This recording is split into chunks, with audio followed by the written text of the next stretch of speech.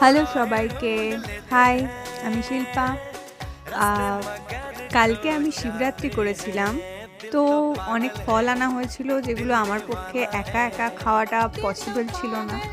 তো ভাবলাম আজকে দুপুরবেলা এমনি হালকা ফুলকা কিছু খেয়েছিলাম, আর ভাবলাম বিকালে একটু ফল খাই। যদিও বা বিকালটা একটু পেরিয়ে গেছিলো, সন্ধ্যের টাইমে, তো ভাবলাম একটু ফল খেয়ে নিই।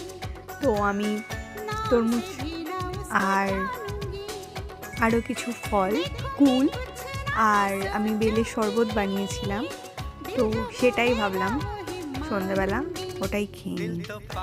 জানি সন্ধ্যেবেলা ফল খেতে নেই, তাও মনে হলো না খেলে নষ্ট হয়ে যাবে, কে খাবে, ওই জন্য আমি খেয়ে নিলাম কেটে। তারপর আমার হাজব্যান্ডও চলে এলো অফিস থেকে একটু তাড়াতাড়ি, তো ভাবলাম একসঙ্গে সন্ধ্যেবেলা ফল খাওয়া যাক, তাই ফলটা কেটে নিলাম। আর ওদিকে বেলের শরবত তো ছিলই। তো চলো তোমাদের সাথে আজকে এটাই শেয়ার করি।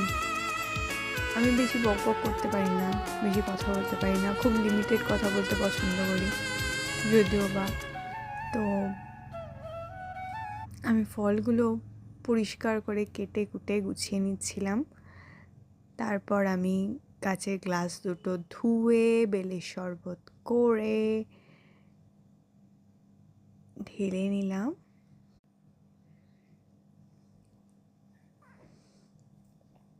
তারপর আমি গুছিয়ে নিয়েছিলাম ফল আর বেলের শরবত।